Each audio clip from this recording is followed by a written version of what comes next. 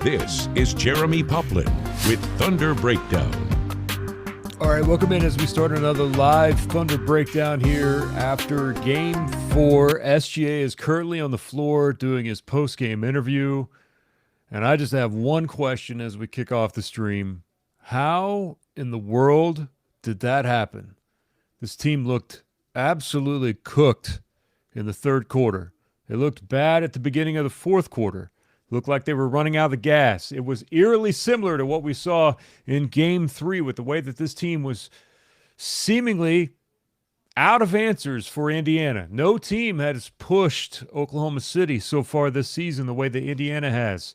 Defensively, offensively, across the board, Indiana was taking it to Oklahoma City. And then suddenly, like magic, Oklahoma City starts making a few plays. Indiana did miss a number of shots, but credit the Thunder for staying strong on the boards, making sure to secure those rebounds. Defense tightened up a bit, and it felt like that the moment then became a little bit too big for Indiana, and Oklahoma City just chipping away, point after point after point, mainly because we saw the MVP, SGA, go on a mini run of his own, 7-0 run by himself in a span of 71 seconds, not too shabby, and Oklahoma City gets a massive win in Game 4. How big is the win? We talked about this earlier today. This was in my keys preview to the game. This is how important that game number 4 is. Teams that were leading in the final series 2-1, like the Pacers were, if they were to go, they're winning 80% anyway when you are winning 2-1. They're 50-13 all time. If they were to win tonight and go up 3-1, there's only been one team in the history of basketball that's come back, and that was the Cleveland Cavaliers and LeBron James against the Golden State Warriors. But they win 97% of the time. But now the numbers have completely flipped. Because the Thunder win tonight, in a tied 2-2 finals, the Game 5 winner, which is coming up on Monday night, that winner wins the championship 75% of the time. So the Thunder go from losing this series by as much as 80% in favor of the Pacers to just a few moments away from virtually not being able to come back at 3-1, now having a chance, if they can win on Monday night, to win the rest of the series by a 75% chance. Game number 4 was absolutely massive. And I still ask the question, how in the world did this happen? Ben has jumped in on the chat, and Ben just says, what a comeback. Absolutely. Absolutely. And I said this at halftime during the hangout. I don't tend to overreact a lot to first quarter, second quarter basketball. Just don't. We've been around the block too many times now. We've been around the block as just Thunder fans for too long now to start panicking in moments like this, especially with this team. Third quarter, have to admit, little anxious. But as long as it wasn't getting completely out of hand, we've seen this team do some miraculous things. And 110 has been the benchmark for the Pacers the entire playoffs. If they do not score 110 points, they're 500. As a matter of fact, now they drop below 500. So if you can hold them below 110 points, chances are you're going to win. They're undefeated when they hit 110. Just simple math. And Oklahoma City found a way to do that. We are going to try to go to the podium as soon as possible. As soon as someone shows up to the podium, we will go there. It will be Mark Daigneault first. Can't wait to hear what some of his comments were after tonight's game. There was a point in time there, and I know that I wasn't the only one, but I was starting to question some of the rotations from Mark Daigneault. I thought that Rick Carlisle was getting the better of him and has through the course of this playoff season so far, or playoff series.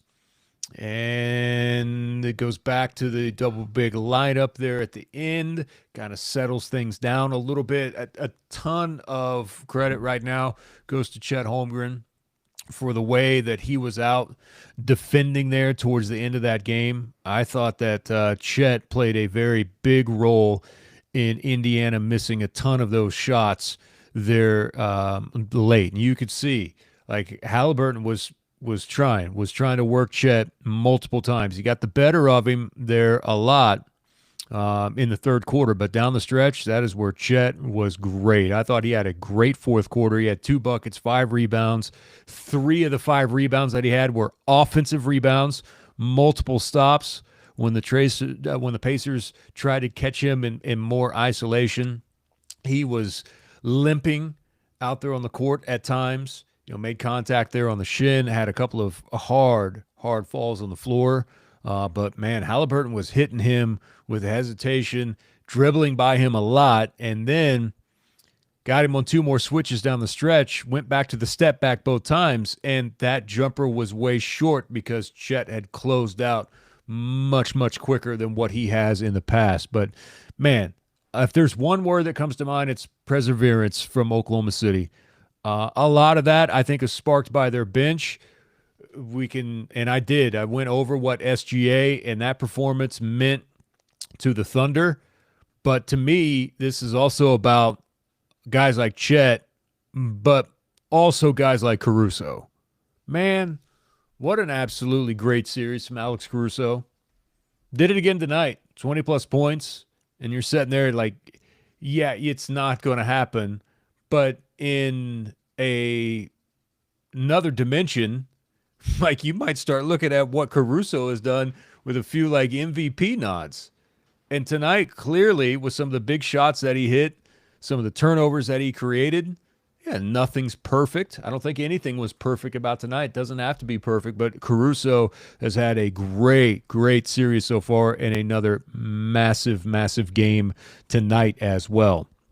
I thought that Oklahoma City did a really good job there late as well on the SGA buckets, last couple of possessions where he hasn't had a whole lot of success against Nembhard, and he got switched up. Nesmith on him, and he couldn't contain him at all.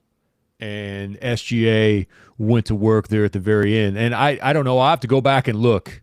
And yeah, there's another comment that's in there from it. It says, what a comeback. Similar to the exact same one that we had from Ben a little bit earlier. I'm still trying to wrap my head around exactly how all that played out. I'll have to look. Did SGA end up finishing with any assists? Because there was a point in time where he didn't have any assists in that game. They're only down 3 at that point the last time that I saw that. Now, the last time that he had 0 assists in a game was in August of 2020 in the bubble. Man. This is a great point. Thunder come from behind and win game 4, just like against Denver in round 2. Has this series not been pretty similar to what we saw so far in the Denver series? Almost word for word. Outside of of course, the 43-point win that Oklahoma City had against Denver in game 2. But think about the parallels between those two series. Yeah.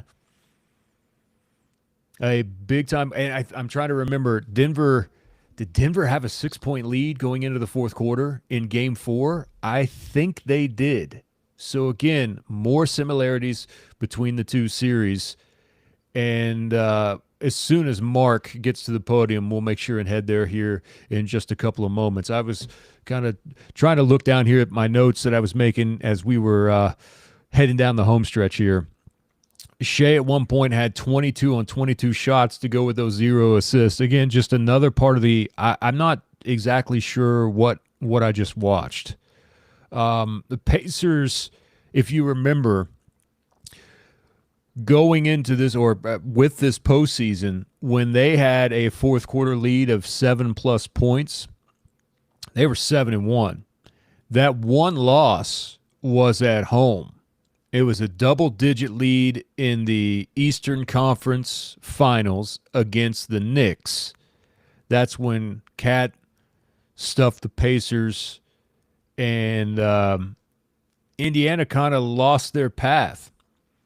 The Thunder were down by 7 with 9:28 left to play. So now the two losses for when Indiana's had a 7-point lead have come at home so far to the Thunder and, of course, to the Knicks. And it's a completely different role reversal than what we've seen through the first 3 games. Oklahoma City has won the first quarter. That might have changed a little bit tonight. I'll have to go back and add up all the numbers. But in my preview that I had at news9.com, we were running through some of the keys. Here's the numbers coming into tonight. So the Thunder had outscored the Pacers by 23 total in the first quarters the entire season, by +3 in the second quarter. That'll change a little bit. By +7 in the third quarter. And here's where Indiana had the massive advantage throughout the entire series. They were +33 through the first 36 minutes of basketball in the fourth quarter alone. And that changed tonight as well. So flipping the script, which is exactly what Oklahoma City needed to do in order to come out of there with a victory here this evening. By the way, I got to mention this. There's a photo that's going around social media right now of Stephen A. Smith in the crowd playing solitaire on his phone instead of watching the NBA Finals. So just keep that in the back of your mind. They found their way a little bit more here in the fourth quarter. Most of the year, if not 95% of the year. And I think this is why it was so staggering, I think, to a lot of the Thunder fans who are used to watching them, is that Oklahoma City's kind of been the bully, so to speak, with how physical that they've played on defense. The Pacers were the bullies for the majority of the game tonight, but sometimes it's just about being able to withstand the pressure, hang in there, and then have your MVP come through when they need it most, which he did. Thunder will win Game 5 back in Oklahoma City. They were 9-2 at the playoffs at home in Oklahoma City. Yeah, this is – I put this on Twitter, and I probably know better than this. But, man, I got to say, I just got this feeling that Indiana – They ain't coming back from this. This is just my opinion right now. But to have that type of lead at home, to have the entire series hanging, to have Oklahoma City come back and win that game the way they did, now you're starting to there's going to be a lot of questions in that locker room and a lot of disappointment. They've come back in multiple instances so far. This one feels a little bit different, though, knowing they had a chance to be up 3-1. And now I think this gives so much momentum. And you get a couple of days rest. This is the big part, too. SGA rest in the first quarter. You could tell Mark was trying to play it off a little bit. He got a little bit of rest later on because he picked up his 4th foul. But when they needed him, he looked better. Now, I think having an extra day off now, because thankfully they're going to let Father's Day be a non-game day, so they've got an extra day now to get some rest, to get back and to be energized in that crowd at home compared to a very short rest they had coming off of the Game 3 loss. Whew. If you want to hit us up in the chat, please do so. We're live on the News 9 X feed and on YouTube as well. I'm still got the same very basic question. I'm not quite sure exactly how that happened, but very happy that it did, giving Oklahoma City a chance to tie up this series. Pacers probably played their worst quarter of the entire series when they needed it the most.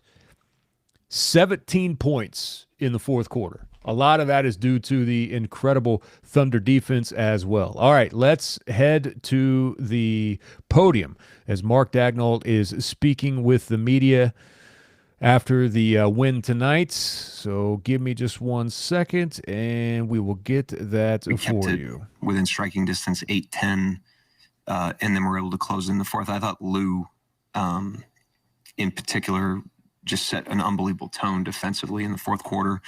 That was kind of contagious, but his energy, and he was just on it, and was very impressive. Got great performances from a lot of guys, but I thought he really kind of swung the game with his approach when he went back in the game. First row on the right. Mark, down 4 with a few minutes left. Kind of felt like your season was on the line there. What did you see from Shea to get you home? Yeah, I mean, he's unreal, obviously. Really closed that thing offensively. He and Dub, did a great job there.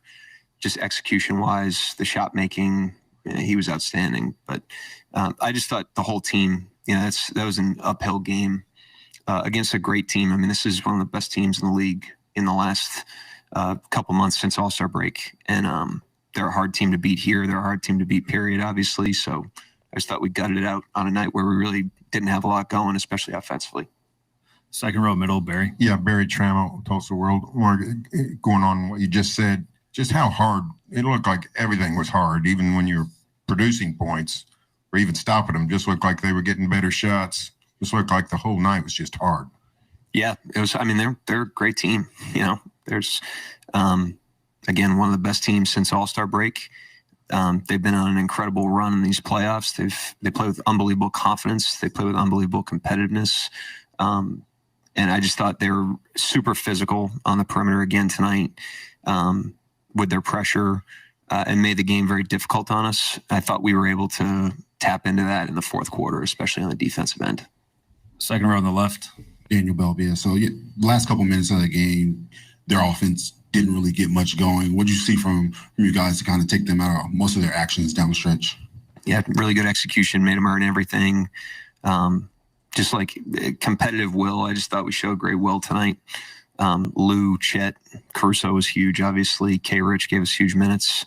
Dub, all those guys on the defensive end especially. I thought we really made them earn everything. Came up with the ball, executed on offense. Fourth row on the right. Dan Devine, Yahoo Sports, back here, Coach. Along the lines on that defensive end, Chet down the stretch, continually in those switches, working on their guards. How confident are you when he draws one of those assignments? And what did you see from him tonight when he held up out there? Yeah, he held up great. It's, we don't do that a ton with him because he's just so impactful at the rim. But he can really switch. And it's funny, when he was coming out of the draft, that was one of the, things that they really recognized with him is that he's very switchable. He's got great feet. And we just found ourselves behind the ball on a lot of plays tonight, and the switching was able to get that under control late. But we can't do that unless he can do that, and he was outstanding tonight. Second row all the way to left. Yeah, Anthony Snyder with The Athletic. You mentioned in your previous Shea answer that you felt him and Jalen really executed offensively down the stretch. I mean, he did score 15 in your final 16. Are you talking about, getting the switches you wanted? And I guess how specifically would you say they executed really well? Just, getting us to good spots, getting us into offense against pressure. And just, they just played that 2-man game for the majority of the stretch. And Jalen did a great job of getting us organized there, getting the ball to him. And he obviously delivered big time. All the way in the back on the left, Candace. Mark, Candace Buckner, Washington Post. There were a crap ton of free throws throughout the game. Do you think, besides your defense, that also played a little bit of a factor in kind of throwing off the rhythm for a team that depends on pace as much as the Pacers do? Well, there were a crap ton of fouls. That's why there were a crap ton of free throws. I thought the refs did a good job tonight. Both teams shot a lot of free throws. It was physical. I don't know. I thought, that was what the game was, but it's a physical game, on both ends of the floor for both teams. Third row here on the right. Rohan Nocturne, NBC News. You mentioned in the third quarter, it felt like they really had the wind at their back. I think at one point they went up 10. You have a very young team. This felt like probably the biggest moment a lot of them had been in. How impressed were you that they kind of didn't let go of the rope in that situation? I'm always impressed by our team. Great poise, great confidence, great connection.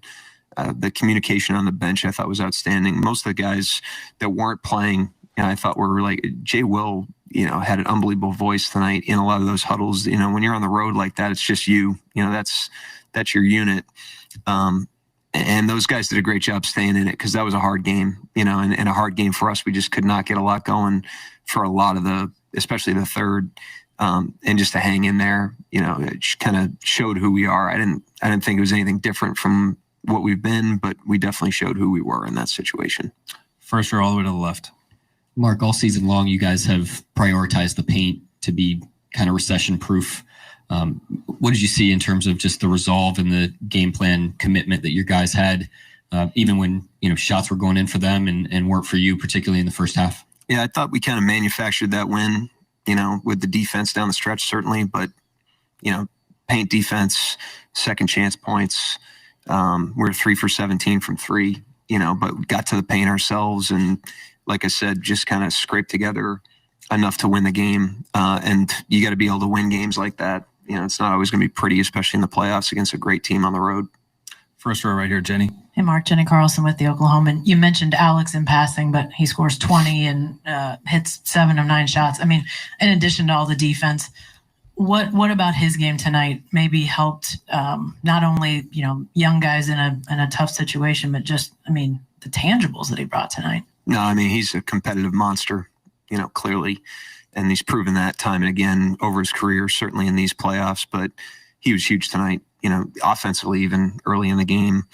But yeah, both ends help on ball. He's just, I can't say enough about him as a competitor. Ramona, third row. Mark, Ramona Shelburne, ESPN. What's Shea's demeanor like at the end of games like that? Especially towards when it was really tight and he went on that 5-point flourish and stuff in the huddles. Same demeanor as always. You really wouldn't know whether he's, up 3, down 3, up 30, down 30, eating dinner on a Wednesday. He's pretty much the same guy. So it's unbelievable. He really didn't have it going. A lot of the night he was laboring. We had a hard time shaking him free. And for him to be able to flip the switch like that and get the rhythm he got is, just speaks to how great of a player he is. And again, it's nothing we don't know, but he definitely showed who he is tonight. What do you attribute that to? Why is he always just so unflappable? That's him. You'd ask him. He's just got a great temperament. He's always been like that, as long as he's been here.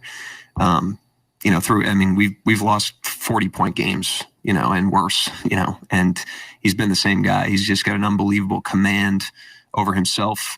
And I think his poise and his confidence is contagious among the team and has been for the 5 years. And I think Dort, I mentioned Dort, his physicality, his fearlessness, competitiveness, those two guys over the last 5 years, that's what they provided us. And that's what they gave us tonight. They were huge.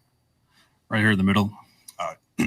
Joseph Pavone, Clutch Points. Coach, I was going to ask you about, who said anything in the huddle that was significant. You answered it with Jay Will. So I'll pivot to this.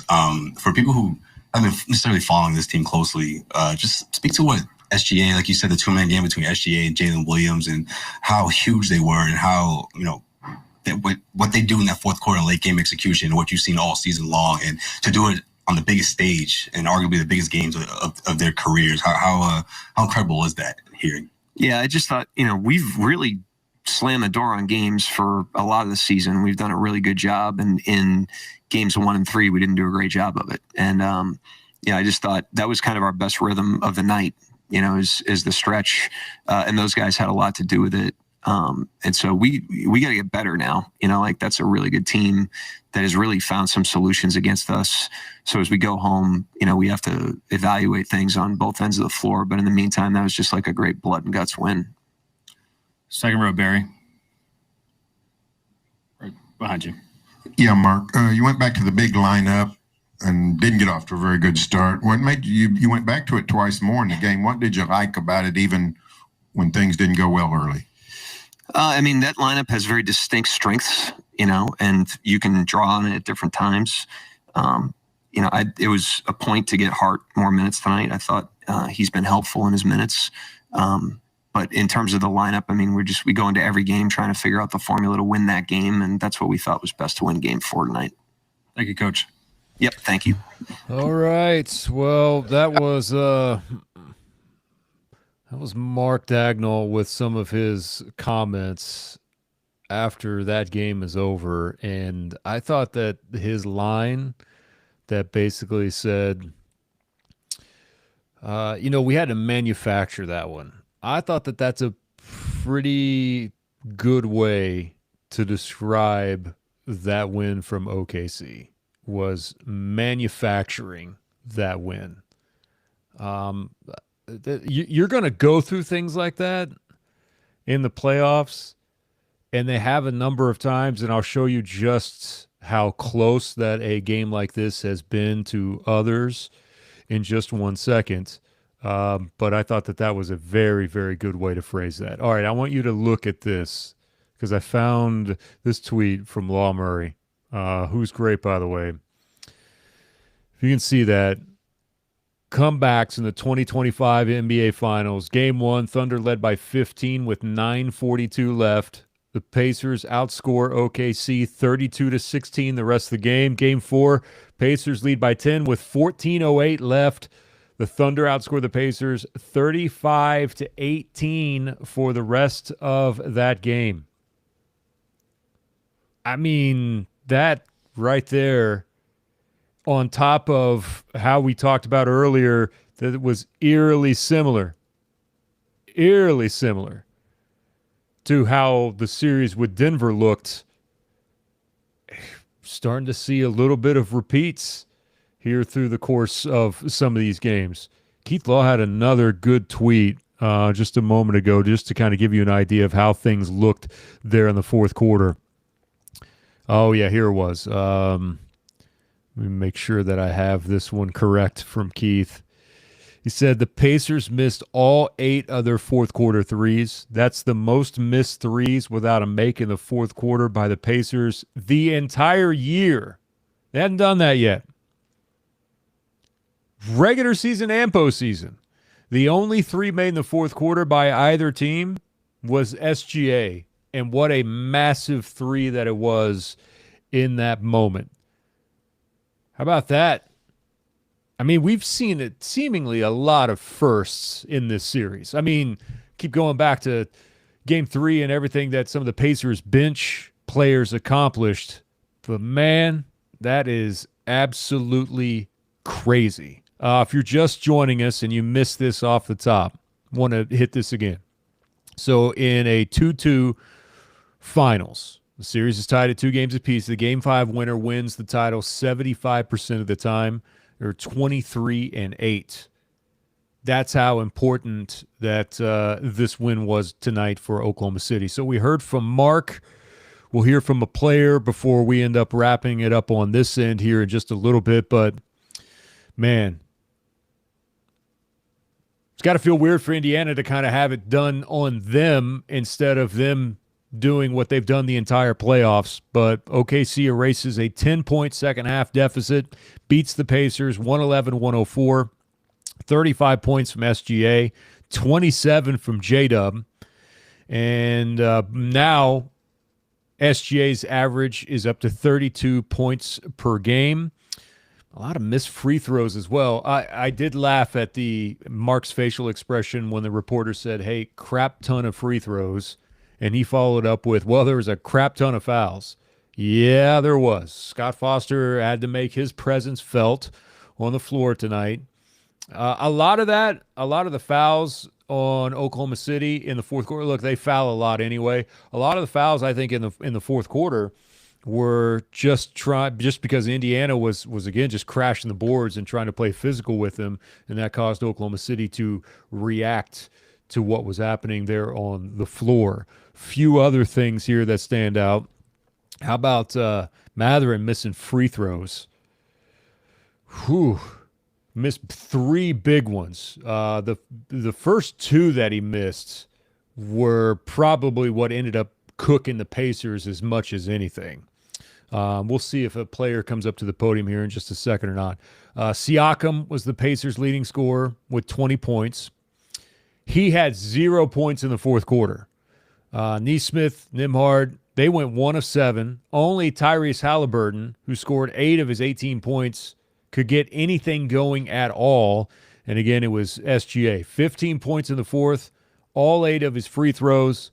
A big baseline jumper with 2:21 to go, give the Thunder the 104-103 lead. And from that moment on, after trailing by 10, they take the lead with 2:21 left, and they never give it up after that at all. J-Dub didn't necessarily have a great fourth quarter, but was 8 of 18 from the field, hit all 11 of his free throws, had 7 boards. Chet finishes with 14 points, grabbed 15 rebounds, and then Caruso, who just continues to come up in big moments here in the playoffs, 20 points off of the bench. The top bench scorer for Indiana was Obi Toppin with 17 points in the game. So this was not a runaway by the Indiana bench the way that it was previously in Game 3, and Oklahoma City was able to fight their way through and find a way to send this back to Oklahoma City, tied up at 2 games apiece. If you're watching in the chat, please feel free to drop a message. If you're watching on X as well, you can do that there, be able to see them here in front of you. We're hoping to be able to hear from a player coming up here in just one moment. If someone does not come to the podium here soon, we'll go ahead and wrap this one up here in just a few seconds. But we heard from Mark Dagnall, and the one area that I think, first of all, I feel like that Mark has been a little outcoached through the majority of this series. That's just my opinion. But the one thing that I've always appreciated about Mark is that Mark has high expectations, but Mark never gets too high. He never gets too low at all. Doesn't seem to get worked up, and you can tell that the team has kind of taken on his personality.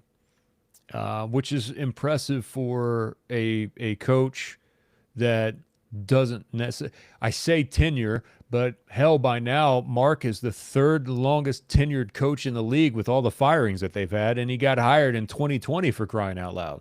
So that tells you the amount of turnovers the NBA has had. But this whole team just takes on his persona. Even, level, they never get over their skis about anything, and it shows in moments like this. Still have questions about the way that they close out games at times, but tonight, that is not on the table with outscoring the Pacers 35-18 in the fourth quarter. All right, that'll do it for us. If you want to watch the rest of the postgame show, it is live right now on the News 9 YouTube feed as well, as we'll get set to wrap this one up and get ready to head to Oklahoma City for game number 5 coming up on a Monday. On the TV side, we'll have a 30-minute special that airs beginning at 6:30 on Monday night as well, leading right up to game number 5. I want to say thank you to everyone for tuning in. Thank you to everyone for hanging out during the halftime chat as well. And I appreciate all the digital crew back as well for making sure that everything works smoothly there back at News 9 and News on 6. So thunder up, everyone, as they get a big win over the Pacers in Game 4 and head back with the series tied to Oklahoma City on Monday night for game number 5. Make sure you check out all of our great content that we've put together for you on news9.com and newson6.com, and we'll see you with another pod. I'll try to check in with Steve McGeehee tomorrow and see if we can't make sense of this one a little bit more after we've had time to let it settle in. Have a good night from all of us here at News 9 and News on 6, and thank you for tuning in. Thank you for watching this Oklahoma's own digital studio stream. Stay with News 9, online and on television, anytime for the latest news, weather, and sports.